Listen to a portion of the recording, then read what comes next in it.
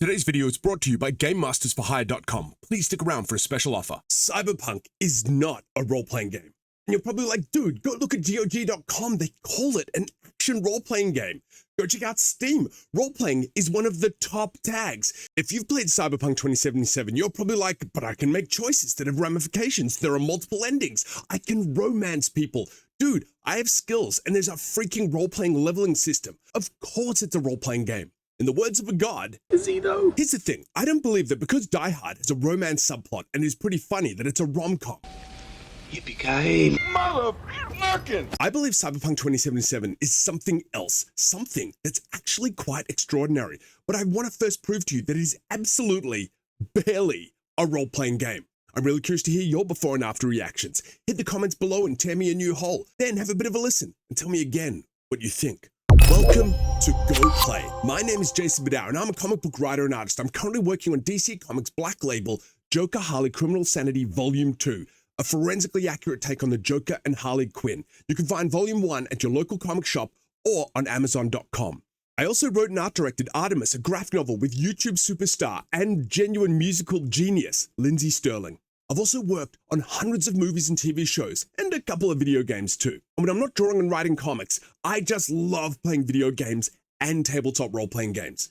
I've been playing tabletop games for over 30 years, and my current Dungeons & Dragons group has clocked well over 100 sessions together.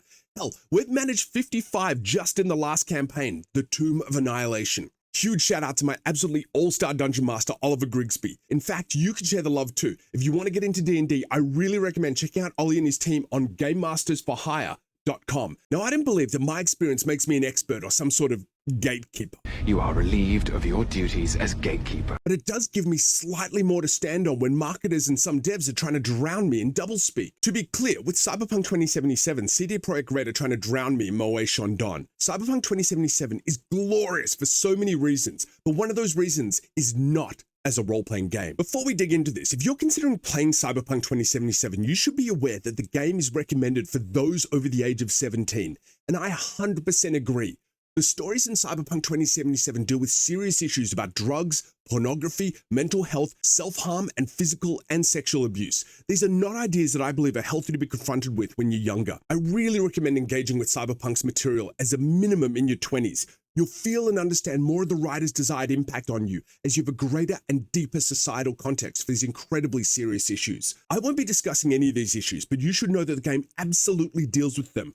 I'll also be avoiding any spoilers, except to spoil what doesn't happen. But let's interrogate those 4 arguments that I hear from everyone that I parroted earlier, and I'm going to break out some alliteration with the letter R. Ramifications, resolutions, romances, role-playing system, role-playing, style over substance. On my first playthrough of Cyberpunk 2077, my character idea was for a fairly tame farm girl nomad. Her rural conservative views would be confronted by the suburban excesses of Night City. My intent was that as she ventures through Night City, I could show her radicalization with more and more edgier hairstyles, more tattoos, and crazier cyberware. Her views would also become more and more corrupted as the excesses of Night City, like the abyss, stared into her. And then I played the game. There are 3 origin stories in Cyberpunk 2077. They are absolutely gorgeous and incredibly fun. They set up the world, they set up your supporting cast, and start the story. But absolutely none of them define your character in any way, shape, or form.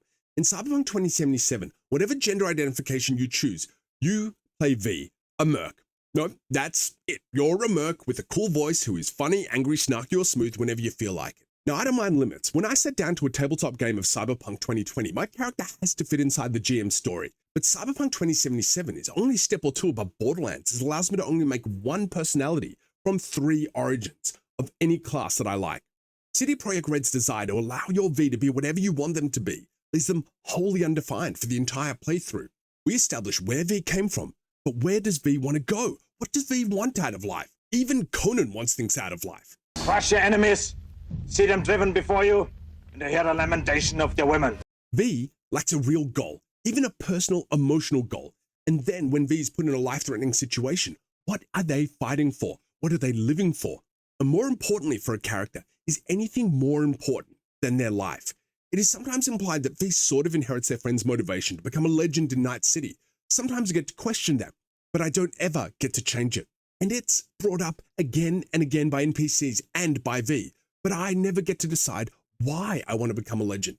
To be remembered, to be famous, to have more joy toys and eddies that I can swim in, to get out of this crap hole apartment, which is actually honestly pretty nice. One of my favorite YouTubers, Noah Caldwell-Gervais, calls this fashioning a personality from scraps of dialogue. And that's exactly how thin the personality you're able to craft is. Now, motivation can actually be an emergent experience over the course of the story, but at no point in the narrative was I or V ever motivated to become a Night City legend. It's always just assumed I simply did bigger and more impressive jobs for me as a player to be entertained. And believe me, I was very entertained. But when I thought about it, there was no reason for V to do any of these jobs. My V is more eddies than I can spend and a car I love to drive. I was at the point where I was glad to give money to Co-Carnage. The question was never answered. Why is V doing jobs at all? So that's strike number one. No motivation and no personality. And I'm guessing most people are just doing missions because it feels awesome. They can get better weapons and better cyberware, and the character acting and performance animations are just absolutely off the chart. And the stories too are really interesting. But you are not playing Cyberpunk 2077 because you love V's personality and you want to see how they develop through these future situations. Style over substance, ramifications. In Cyberpunk 2077, there is only one mission that has any level of interactivity to it. That mission is the absolutely brilliant The Pickup. It has multiple endings, multiple interactions, and even a possible romance option. And I know, you're like, no way, dude. I did so many missions which mattered. I know it feels like that, right? But come with me to a slightly rude awakening. I'm going to take you to this guide on powerpicks.com. And here's what they say. Most dialogue, 98%, have no impact on the story whatsoever. The vast majority of dialogue only changes the next line of dialogue, and that's it. Only a very small subset of dialogue choices, around 2% of all dialogues, actually have any impact whatsoever. Whoa, right? The math is definitely one-sided. As people that have more than 2 brain cells to rub together, how did you and I not notice? Here's what those brilliant minds at CD Projekt Red did. They pulled an incredibly clever bait and switch. They chucked this absolutely perfectly cooked filet mignon of a mission right near the start of the game. It's a mission that is so brilliantly done that its wake extends over the rest of the game, even though they only served us role-playing beef jerky afterwards. And I'm gonna be honest, it took me hundreds of hours before I noticed that none of my choices mattered. All they did was vaguely color how I wanted to respond. This is some David Blaine level of brilliance and legerdemain.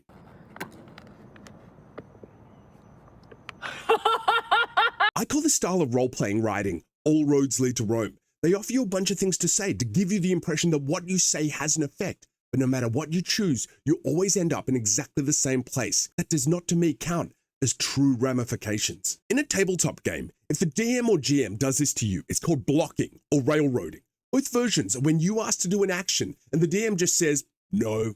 Railroading is when the DM goes on to tell you what you actually can do. In all my years of gaming, I only remember being gently railroaded once, and it was done super well. My friends and I were at a role-playing convention, and those sessions only last 3 hours. We were in the correct place, but we didn't realize it, and time was running out. We went to call a cab to go somewhere else, and the DM was like, hello, Red Herring Taxi Company, and even we got that hint. A good DM, like Ollie and his team at GameMastersForHire.com, will set up your motivations beforehand and make sure those motivations align with the story. But you better be ready to deal with the consequences. Pro tip, if a Dungeon Master says to you, are you sure you want to do that? Then you should really think twice about what you're going to do. So CD Projekt Red created a single mission that genuinely falls into the role-playing game bucket for me. And they used that to create an illusion that every other mission was just like it. But there is also another way that CD Projekt Red convinced us that Cyberpunk 2077 is a role-playing game. You see, when the maker of one of the greatest role-playing games of all time tells you that their new game is a role-playing game, you're going to believe them, right? So let's talk about The Witcher in the room. The Witcher 3. Why is The Witcher 3 one of the role-playing goats while I'm trying to kick Cyberpunk off the role-playing game boat? A rhyme. Spicy. On paper, Cyberpunk has so many more role-playing elements than The Witcher 3. In Cyberpunk, you get to make your own unique character of any gender with so many customization options. In The Witcher 3, you get to play Geralt, you can visit a barber, and you can get a couple of haircuts, and you got a few beard choices. In Cyberpunk, you have so many builds, tons of weapon types and ways to level up. In The Witcher 3, you only have 3 skill trees, and if you want a melee, you're going to be using a type of sword. The Witcher 3 role-playing game systems absolutely suck in comparison. It's like comparing a Sizzler buffet to Cyberpunk's 2077 Caesar's Palace. The difference is, in The Witcher 3, you can change the people and the world around you. Have a look at this list. This is not some insignificant stuff. I don't want to do any specific spoilers, I'll just keep it very general. But you are choosing whether to kill one of your potential lover's best friends. You can determine the fate of a ruler and his damaged family, a decision that still haunts me to this day. You can choose the king or queen of an entire region, and their unique personality will be there for the rest of the game. You can assassinate the king of another region, or not, and either decision affects the war. You can determine the fate of all the wizards in an entire area, and after all that, you can try and figure out how to be the best father that your child needs you to be, not the one that you want to be. And as good as all this is, and it is absolutely top-shelf role-playing liquor, I thought the DLC Blood and Wine is even better. Choices matter. Emergent gameplay matters. I want to push and I want to see things move. And what happens when they do? Geralt is immediately connected to and then motivated to find his missing daughter. The other area where The Witcher 3 becomes one of the greatest role-playing games of all time is its strong thematic grounding that consistently runs through every quest and decision that you make. You get a real sense of Geralt's morals immediately, and what you're doing is managing his priorities and what he will compromise for those morals. In fact, the whole game is your emotional journey as you choose how this man's values will be eroded away by the terrible things he comes across and that he has to do. This is why Geralt never wants to be bothered or involved, because he knows that every time he does, he'll be forced to compromise a little slice of himself. The options in Cyberpunk 2077 are to do something or to not do it. There's a bunch of stuff you do in Cyberpunk 2077, some of it quite emotionally affecting, but none of it affects anyone else in Night City in any way other than that quest giver ever acknowledges. And personality-wise, at the end of the game, if I posed your VA decision, you would struggle to justify why you made that decision based on anything that has happened to you. But at the end of The Witcher 3, if I posed your Geralt a decision, you would have a vast tapestry of context and history of actions which would affect your choice. Snow crashed. Resolutions. Let's talk about those so-called multiple endings. Don't worry, there's no spoilers here. I'm going to talk about the mechanics rather than the content itself. Of the 2% of choices that do matter in Cyberpunk 2077, they only affect 2 relationships, and each of those 2 relationships unlocks an additional ending option. With one of those characters, all you have to do is the next mission. Your only choice is to go forward or leave the mission chain. The other character is Keanu Reeves' character. If you say the exact perfect responses during a bunch of random missions, you get the secret option. Do not call anyone for help. How going it alone isn't a default ending is beyond me. But either way, that barely counts as role-playing to me. And then the actual default ending happens if you haven't done either of these characters' side missions. So your choices are one mission, which is the default, or a second mission with 2 different companions, or solo if you're either crazy lucky or you followed a guide to get it. Or you could commit suicide because role-playing. Either way, the default is again to go forward or refuse to engage. Break the rules. Role-playing systems. Let's talk about that fourth and last argument in Cyberpunk 2077, that you have skills and there's a freaking role-playing leveling system, so it must be a role-playing game. You're right. There's XP, there's leveling. In fact, I believe that 2077 has an incredibly deep and well-thought-out progression system with multiple classes and playstyles. In fact, I'll argue that it's one of the most unique and, once it was updated, fascinating progression systems where your class is basically your weapon and your playstyle. You want to be close stealth, distance non-stealth with a sniper rifle on a roof, assault, melee assault, or net running. Cyberpunk 2077 has all the hallmarks of what we are told a great video game role-playing game is. But I want to separate church and state. I want to pose to you that many FPS shooters have role-playing game systems that aren't role-playing games. Wolfenstein, Metro Exodus, Destiny 2, all 3 Borderlands, Dying Light. You technically play a role, but I believe that none of those are role-playing games. Am I wrong? Come at me in the comments. Maybe swing by that like button on your way down. There's another open-world first-person shooter that is just like Cyberpunk 2077. It has a leveling system, it has multiple build styles with beautifully animated and voiced NPCs, and also has a secret ending and 2 alternate endings in each game. Did I ever tell you what the definition of insanity is? Far Cry. Are the Far Cry's role-playing games? Jesus, Ubisoft are pretty morally bankrupt, both internally, and will jump on even the stupid NFT bandwagon to try and make cash in any way possible. But I think even they are not going to try and sell Far Cry as a role-playing game. After exhaustive research and investigation, I've come up with the answer to whether all these games are role-playing games. And my final definitive answer is... sort of. Playing 2077 made me realize that role-playing is a spectrum. While there's only so much emergent gameplay a game can cater for, say Baldur's Gate 3, I measure games on the spectrum by how much choice they offer and then how far they extrapolate that choice. Now, everyone's spectrum will differ as different choices have different values to different people, but I believe that depending on your expectations and context, the games you play are somewhere on this scale. Undeniably, to me anyway, the ultimate role-playing experience is a tabletop RPG with a great dungeon or game master, say GameMastersForHire.com. There is no substitute for an experienced DM or GM who's dedicated to story and who's not trying to kill the entire party like we all did back in high school. A great DM can take your choices and work with them in a cooperative and challenging game of yes and. A great DM can on the fly adapt to anything you choose to do. And in Dungeons & Dragons, if they feel your actions have really reflect your character or have created a great dramatic moment, they can reward you with a gameplay mechanic known as inspiration. If you've never had a great tabletop experience, then your scale is going to be a little different to mine. It's like if we were talking about bright things and you'd never seen anything white before. But walk with me here. If we're just talking first or third person RPG shooters, right up the other end would be something like Half-Life 1 or 2. You play the role of Gordon Freeman, a fixed character, and there's no leveling system, just a loadout and how you want to kill headcrabs until the next chapter. You're on a fixed path and you shoot your way through a linear story. Both of these are amazing FPS games and stories, but I don't think they're great role-playing games. Next up are games with one role. You're on rails, there's one story, and maybe there's some sort of minor leveling system to differentiate your character. Your Wolfenstein games might be the next step. You're playing the role of a fixed character like the Nazi-blasting BJ Blazkowicz. I would even put the absolutely brilliant The Last of Us here. I'd even throw in Artemis from the first two Metros. It's basically a movie where you get to control the action sequences, your loadouts, and you have a very basic progression system. But you can't choose any dialogue and you can't change the order of events. You're on rails from start to finish. Most of these are great stories and great games. They're just not great role-playing games. The next step up from that might be Borderlands or Rage 2, where I'm similarly on rails with a linear main quest, but I have a bunch of side areas, and in Borderlands I can at least choose from multiple characters, each with their own upgrade system. But again, all dialogue is pre-scripted and there's no choices. I just decide how I want to kill all the psychos until the next cutscene. Following on, I'll be adding a true open world with, say, Dying Light, but there's still one story, no choices, and deep leveling. I would also put Fallout 76 here. You have more freedom than Dying Light, but there's far less of a role to play. On the next step, we're starting to see some light choices, a build system, and more importantly, some alternate endings based on your actions. I'd put the survivor Artyom from Metro Exodus here.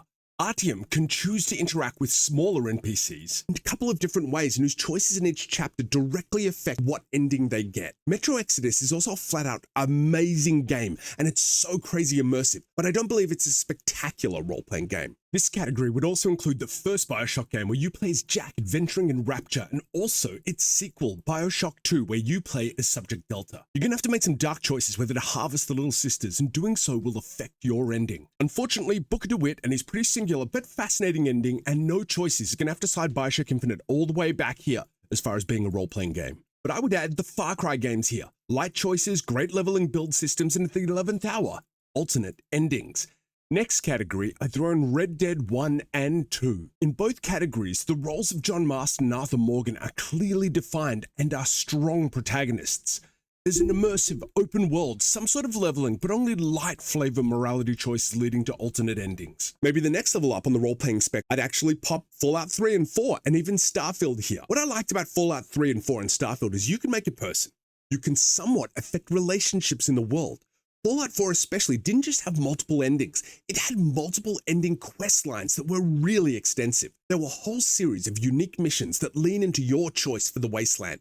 Isn't that interesting? We're starting to separate quality character writing versus an actual role-playing system. What do you think? What's your order for these? Let me know in the comments below, and why. I'm super curious to hear what you think. I would also put Guardians of the Galaxy here. It doesn't have alternate endings or an open world, but it has deep, unique builds, and I really feel like you're playing as Star-Lord as you try and control this crew and make some very tough decisions. And I almost forgot to put my secret crush, my torrid love affair with Destiny 2, which should go, back here, I'm afraid. Such a fun game, crazy deep builds, but no meaningful choices other than what mission you want to grind for loot. We've skirted around the bottom of the RPG barrel, so let's take a look at the cream at the top. What is a great role-playing shooter? To me, it's a list of two: Fallout New Vegas and Mass Effect Legendary Edition. And these are also two of my absolute favorite games. I've replayed both of these games many, many years, and I go back to them every year or so. Mass Effect 1, the first of the trilogy and my personal favorite, does only 1% of what Cyberpunk does in its 3 origin stories. Every soldier has scars. Shepard's a survivor. Is that the kind of person we want protecting the galaxy? Right at the start, it gently reminds you of your choices. What Mass Effect does instead is it communicates who you are through emergent storytelling.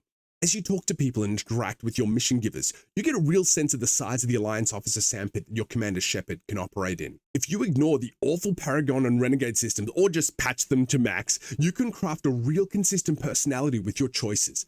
But more than that, I found myself immediately invested in the hunt for Saren and to figure out his plan.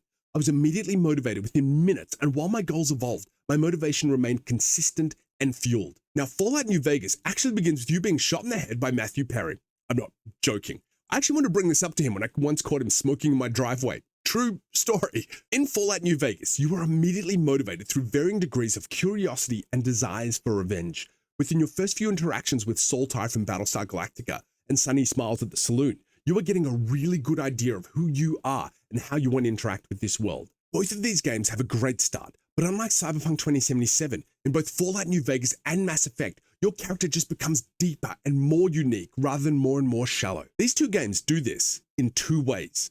Ghosts in other shells, factions. Fallout New Vegas perfected factions like no other game. In Fallout New Vegas, there's a war brewing between the new California Republic. This is a bureaucratic, capitalistic shadow of the old world overreaching itself from Los Angeles out towards the Hoover Dam. On the other side is Kaiser's imperialistic slaver army. But like all good stories, there's a third prong. Mr. House's robotic force in the financial mecca that is New Vegas. But the magic comes when you have so many ways as you can choose to work with or against each of these organizations. You can be a mercenary and work for money, or an idealist who works for status, or you could be a true believer. But eventually you will have to take a side, and that final choice will be limited by some of your decisions along the way. But your actions will decide which of those organizations emerges victorious and the final political shape of New Vegas. And yes, you can manipulate them all so you are the one that rises to the top. Mass Effect 1 and 2 do factions to a less degree. There's multiple races and organizations you can work with. In fact, these races and organizations are structurally a lot like your companions in Cyberpunk 2077. They are quest lines and quest givers. The difference is your choices actually affect each organization. If you kill a race's leader, they'll be gone in future installments. If you help or kill people in an organization, others in that organization will remember you. In fact, Mass Effect is one of the deepest so-and-so will remember that systems ever invented. In Cyberpunk, the most they've managed is the recent hunted system where gang members or a corp will randomly turn up to attack you on the streets. It's better than nothing, but it's not great role-playing. Let's talk about where Mass Effect really shines. Neuromancing the Chrome. Companions. While Fallout 4 has mastered factions, Mass Effect is the one true king when it comes to companions and dating simulators. No other game even comes close. There's no doubt for me that the voice acting in Cyberpunk is just as good as Mass Effect's. And the facial animations in Cyberpunk quite frankly leave every other game in the dust. In both games, you get to pick your space or cyber boyfriend or girlfriend, and the quality of the companion questlines is actually also very comparable. And in each game, your companion will ask you why you did what you did, forcing you to interrogate your own decisions. In Cyberpunk, it feels like there are diverging forks where you can choose to share information with that person or not. But again, doing so is actually really the only option for more relationship. Not sharing your secrets brings the relationship to a holding pattern. And while you can react in a variety of ways to your situation, your partner will always react the same. You pursue the journey of creating intimacy with these characters like an interactive Mills and Boon novel. But instead of turning the page, you are clicking the next line of dialogue that seems most obvious to move the relationship train forward or get their pants off. Contrast this with my favorite dating simulator, Mass Effect. In Mass Effect, you get to know your intended space boyfriend or girlfriend first. Then you go out of your way and you do a loyalty mission for them. Then if you say the right thing, they'll go out with you and just before the final mission, get down for a little bit of space cardio. In Cyberpunk, you do all the missions first, then you start dating, then it gets to cardio. And you sort of have this holding pattern relationship whose flight path has been recently expanded with some date nights. But unlike Mass Effect, only one of the Cyberpunk 2077 romances synchronizes with the main mission in any way, and that's the male heterosexual path. I could have done better. The other stories occur in parallel to the main story. Most importantly, Mass Effect companions will also disagree with you, and depending on your actions, they can even leave you, defy you, and in special cases, even try to kill you. But in Cyberpunk 2077, your partner never cares apart from giving you some token emotional support. The companions in Cyberpunk 2077 are great stories, but they're not role-playing. Why? Because none of them will break up with you based on what you've done. You can murderize as many people as you want. They don't care. You can chrome up until even Peter Weller thinks you've gone too far. Stay out of trouble. There is nothing you can do that will cause them to end the relationship apart from you never calling them again.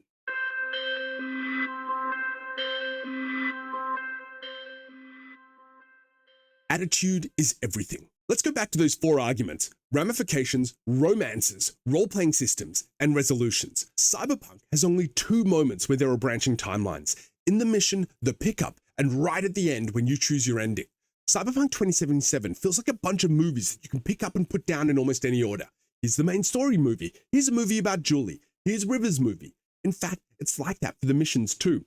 Here's this Fixer's movie about their mission chain. Here's the movie on the starting zone, Watson. Now, they are spectacular movies, but there's 2 problems. First, there's no interactivity. Your option is just to press to continue or to leave the quest line. The other problem is that it feels like all of these are separate movies written by different people, so none of them affect each other. Oh, I feel even the Marvel movies have more interactivity between them. He doesn't mean that. What breaks my heart is that I can only think of 2 characters, Pan Am and Rogue, that turn up in anybody else's stories. For example, what if Julie believed in Peralez's run for mayor, and one of your choices in Peralez's mission affected her, changed her? The other day, I was playing The Elder Scrolls Online, which is really similar in low-level role-playing. I did a random mission, and one of the responses to the bad guys was, I actually know the king. Because I actually do know the king. I rescued him. The response was realistically disbelieving, and it stuffed me back into what would have happened anyway, but at least acknowledged I'd done something.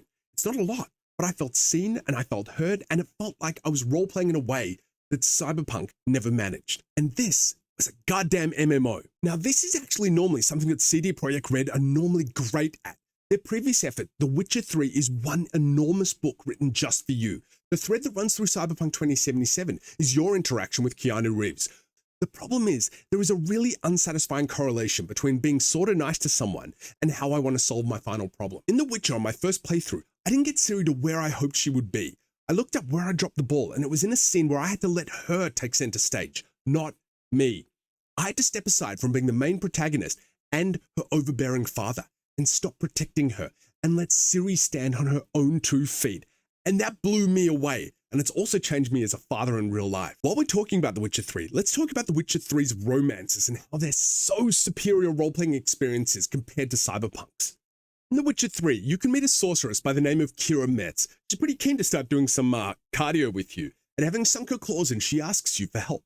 You go help her, and then you realize Kira is doing some pretty bad stuff.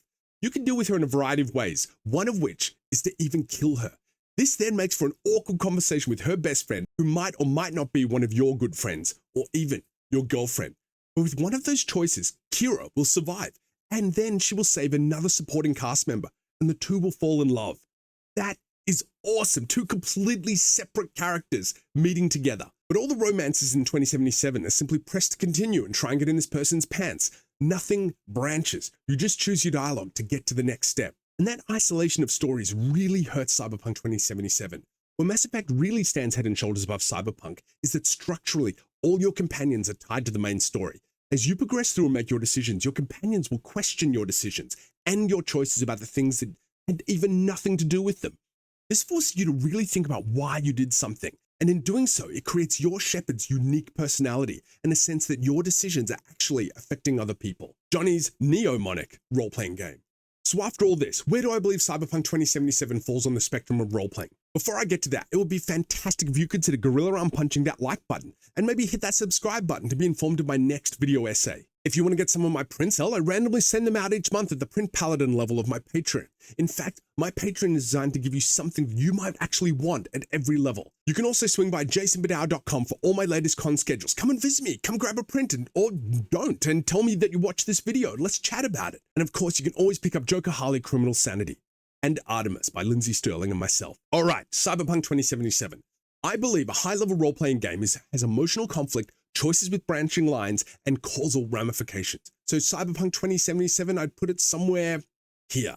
As far as role-playing goes, 2077 is one step up from Far Cry. It's like Far Cry 2077, one of the most beautiful, immersive first-person shooters with an absolutely fantastic deep build system. For context, if I had to rank Mass Effect and New Vegas on our spectrum, I think Mass Effect would just edge out New Vegas, purely because of character. I had a much better sense of who my character was in Mass Effect than in New Vegas. The spectacular voice work by both Mark Meer and Jennifer Hale just adds so much depth and personality, way more than any voice I could ever imagine in my head as I read my responses in New Vegas. The companions too in Mass Effect, despite having some killer voice actors in New Vegas, are also significantly better in Mass Effect. If you haven't played Fallout New Vegas or Mass Effect Legendary Edition, but you dug Cyberpunk 2077 but wanted a deeper role-playing experience, then I highly, highly recommend both those games. In fact, I am flat out jealous that you get to play them for the first time. Don't get paralyzed by choice. Just lean into your character and keep going in that direction. Let's talk about Cyberpunk 2077's role-playing leveling system and what sort of game Cyberpunk actually is. A million stories in the Night City. But here's the thing, while Cyberpunk 2077 is not a great first-person shooter RPG, I think calling it just a first-person shooter is also radically beneath it. Cyberpunk is something else entirely, something new, something we've never seen executed on this scope or level or depth before. I believe Cyberpunk 2077 is the greatest open-world immersive sim. Bethesda have sort of tried to do this, but their builds are just too shallow, and Cyberpunk is goddamn glorious at it. You see, I love immersive sims. The Deus Exes, the Dishonored's, and the Preys are all near the top of my games of all time list. People debate what immersive sims actually are. For me, it's where your chosen build guides how you solve and interact with each situation, and each situation has multiple solutions. Cyberpunk 2077 has multiple amazing builds to choose from. If you're a stealth build, it's sweaty and methodical as you sneak through the ever-present ductwork. Maybe you're a sniper and you just want to pick them off from a distance on a rooftop with you and your scope, one headshot at a time. If you're an assault build, you're going in there, multiple different sorts of guns blazing, or blades or fists. And if you're a netrunner, you're going to hide behind a box and cast cyber spells on people until they all die. In fact, I remember clearing an entire building once without even going inside. It was cool, but it wasn't fun for me. But then again, I've never been a fan of the whole aesthetic of net running. In fact, when I ran Mike Pondsmith's Cyberpunk 2020, I completely forbid anyone from playing a net runner. Cyberpunk has at least the same build diversity as any of the immersive sims I mentioned. Cyberpunk is on another level to every other one of those immersive sims because of that first descriptor I used, open world. On every playthrough, I could approach every building and every encounter from a different direction. I can go through the front door with a shotgun. I can smash down through the skylight with gorilla arms. I can sneak in and duck with a silenced pistol. Or I can sit on a neighboring rooftop with a sniper rifle. And I would have a completely different emergent gameplay experience each time. It is absolutely bananas. Look, I think immersive sims are the best value for money, and Cyberpunk 2077 is absolutely at the top of that list because I believe the formula looks like this. Build times environment equals amount of gameplay. Conclusion. When I think about my favorite role-playing video games, I believe it's the emotional weight of the ending you choose that matters. Why does The Witcher 3 have better endings than Cyberpunk 2077? They're not much happier. In fact, I think it's a CD Projekt Red trope at this point that they're not huge fans of happy endings. But a happy ending isn't necessarily a good ending. Many of great tragedies have great endings. So what makes a great ending? Why does Mass Effect and Fallout New Vegas and The Witcher 3 have great endings, but Cyberpunk 2077 is just fine? I was in an incredible writing workshop with Meg Lefevre, co-writer of Inside Out, that she was running for charity. She told a story that there was a scene that her and director of Inside Out, Pete Docter, just loved, but every time they showed it to anyone, they got the note to cut it. What was going wrong? And they realized they hadn't earned the scene, and it became the best piece of writing advice I ever got. The solution is always earlier. Did you set it up right? And all those other games set all their endings up so well. The Witcher 3 runs multiple threads through its narrative bound by consistent and powerful themes. Whatever ending you get in The Witcher 3, you build towards that ending both thematically and literally through the entire game. The ending you choose is the ending you earned. I love hearing from other gamers where their Ciri is at the end of the story and how they feel about it, or their reaction to the Bloody Baron's questline. With Fallout New Vegas, I want to know what the Nevada looks like, who's in charge, and why did you do it? I learned so much about someone or their character's philosophy. But my favorite is when I meet other Mass Effect fans. First, I'm curious as to who you chose for your space boyfriend or space girlfriend, and why. Second, while fans have criticized the simplicity of Mass Effect 3's final ending, I'm always deeply curious to see which ending people picked and why. Because for me, the ending is about which characters and parts of the narrative affected you the most to make your choice. But let's circle back to Cyberpunk 2077's endings. In Cyberpunk, you go off and have a great time. Really, it is a great time. Then right at the final chapter, you see how many doors you get, and you get to choose which one you want to open. It's metaphorical. There's no real indicator as to how each ending will play out or why you would choose each option over any other than maybe personal preference. which means I have no interest in asking anyone else why they chose any of the endings that they did. It basically comes down to liking any character more than any other. When I finished Cyberpunk 2077, I was left hollow thinking, man, maybe I just messed up. Maybe I just chose the wrong option at the end.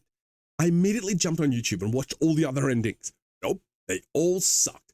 Why? Because they led you to believe one thing, whether you wanted it or not, that V would become a legend in Night City. And there was only one way to become a true legend in Night City, to do deeds so great that you have a drink named after you at the afterlife. In a game whose only mechanic is to keep moving forward, you would think that at the end they would reward you for continuing through everything that you do. But no matter whatever you choose, no matter how much you do, no matter how many times you press continue, the isolationist nature of all these stories means that there is no single ending that anyone you ever meet ever names a drink after you.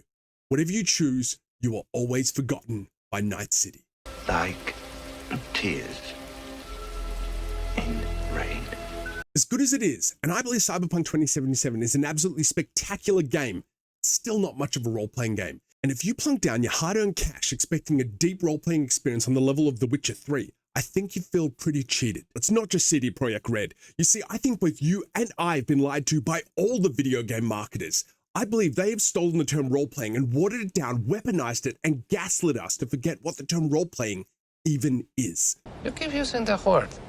I don't think it means what you think it means. The problem is the industry's and our overuse of the term role-playing as this inadequate umbrella to include two very different products.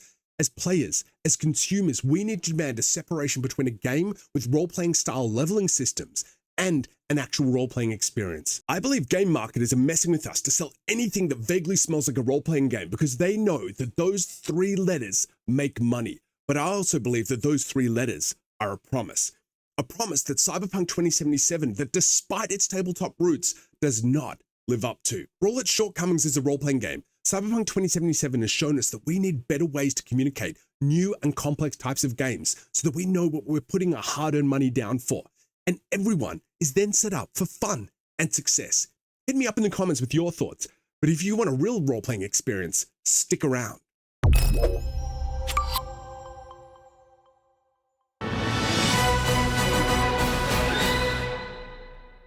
How do you hang out with your friends? Restaurants, bars, clubs, maybe over at someone's house just staring at a TV screen or just sort of hanging out. And if you sit around watching a movie, that's cool, but you're not really talking. I still, hand on my heart, believe that the best way to hang out with your friends is to play a role-playing game. Unlike a board game, role-playing games are not competitive. They are cooperative. You and your friends actually hanging out and creating stories and moments that you'll look back on and laugh at together. But the worst thing about role-playing games is getting started. There's a lot of rules, and being the games master takes a heck of a lot of preparation time each week. Enter GameMastersForHire.com. If you've always wanted to play Dungeons & Dragons, GameMastersForHire.com are experts at teaching you all the rules while taking you on an epic adventure. And if you're loving it, you can play the same character every session, who will then get more and more powerful.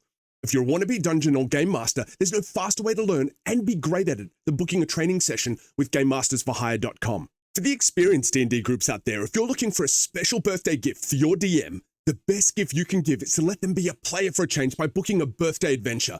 GameMastersForHire.com will make sure the guest of honor is treated like a hero on their special day. Game Masters for Hire can also run games for anyone, from dinner parties to kids parties, corporate events, bachelor or bachelorette nights, to ongoing campaigns every week where you play the same character every session. It's like a story that you're building with your friends. GameMastersForHire.com are available online, which is how I play with them. But if you live in the greater Los Angeles area, they can do in-person games with miniatures and sets that'll blow your mind. Please visit GameMastersForHire.com for more information. Reach out to Ollie and his team, and they'll help you out, whatever you need. And just like going out to dinner, split the cost between the lot of you. I'll even kick in. Just use my offer code BADOWER for 10% off your first game. I promise you're going to have an amazing time that you'll always remember. Thank you, GameMastersForHire.com, for sponsoring this video. Interestingly enough, I believe there's another way that CD Projekt Red fooled us that Cyberpunk 2077 is a role-playing game. The sheer quality of the performances and the animations, and in this case, the voice acting. There's another first-person shooter with skill trees in a relatively open world that came out 6 months before Cyberpunk 2077, Rage 2. First up, I had an absolute blast from start to finish playing this game, but it is not going to win any awards for its NPCs. And then I noticed this. Oh, I haven't seen a ranger here in a long time. I know that voice. 2 tequila old fashions with a splash of cerveza and a chili garnish. And this lady, He killed her. He killed my mother. Just focus on tying up all your loose ends. Then you and I are leaving this city once and for all. and what that taught me shows you what a team of talented writers and fantastic directors can do with voice talent.